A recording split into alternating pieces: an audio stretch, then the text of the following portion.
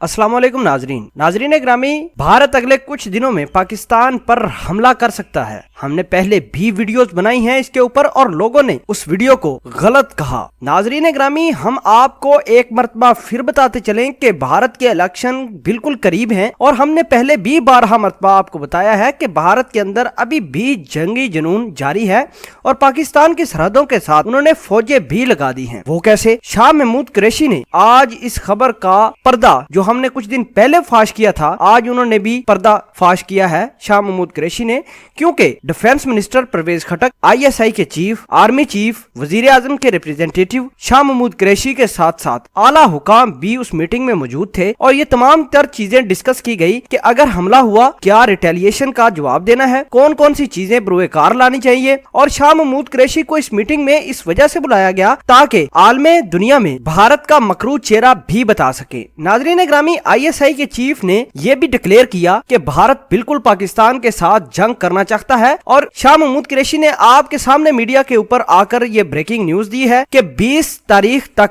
जब तक भारत के अंदर इलेक्शन चलेंगे, हमला हो सकता है। नाजरीन, हमने आपको पहले भी बताया था कि 14 अप्रैल से लेकर 20 अप्रैल तक किसी भी डेट को हमला हो सकता है, या कोई ये बड़ा दहशतगर्दी का हमला करवा सकते हैं पाकिस्तान की सरहद के अंदर, या किसी और को इस्तेमाल करेंगे, किसी और कंट्री को इस्तेमाल करेंगे पाकिस्तान के खिलाफ कोई गलत काम करने के लिए। बहरहाल 14 तारीख से लेकर 20 तारीख तक हालात क्रिटिकल रहेंगे। ISI के चीफ ने ये तमाम तर ब्रीफिंग दी है। हमारे अहम ओहदे पर तैनात जो लोग हैं, शाह महमूद कुरैशी, वजीर आजम के रिप्रेजेंटेटिव परवेज खटक जो कि डिफेंस मिनिस्टर हैं, इसके अलावा आर्मी के आला हुकाम भी उस मीटिंग में मौजूद थे। नाजरीन ग्रामी, आप भी सोच रहे होंगे कि मीडिया पर ऐसी खबरें क्यों नहीं चलाई जाती। वो इसलिए नहीं चलाई जाती कि लोगों के अंदर डर खौफ पैदा ना हो, लेकिन हमारा काम आपको उन खबरों के बारे में आगाह करना जो मीडिया पर नहीं लाई जाती। अमेरिकी माहिरीन का भी कहना है कि पाकिस्तान और भारत की दरमियान जो जंगी कंडीशन है, इससे मुल्की हालात और भी खराब होंगे। नाज़रीन ग्रामी, जाहिर सी बात है कि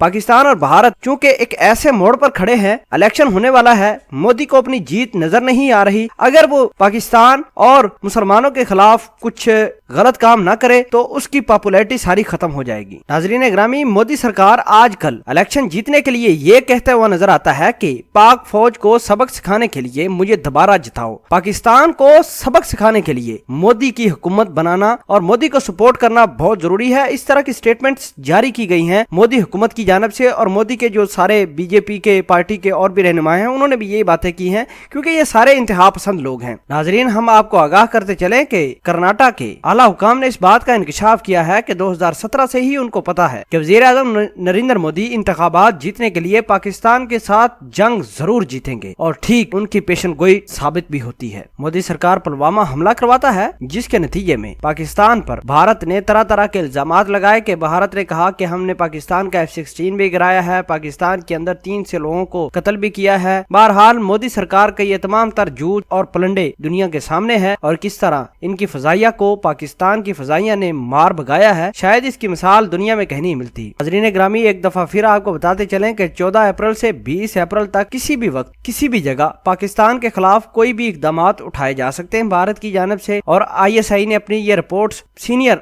हुकूमत के लोगों के सामने रखी है, जिसमें शाह महमूद कुरैशी, परवेज खटक, वजीर आजम के रिप्रेजेंटेटिव भी शामिल थे और आर्मी के भी आला हुकाम शामिल थे। नाज़रीन ग्रामी, आइए हम अपनी पाक फौज और ISI के लोगों के लिए दुआ करें जो पाकिस्तान की सरहदों के लिए अपनी तन मन धन निछावर करने के लिए बिल्कुल तैयार है। पाक फौज जिंदाबाद, ISI के गुमनाम हीरो जिंदाबाद। जज़ाकल्लाह।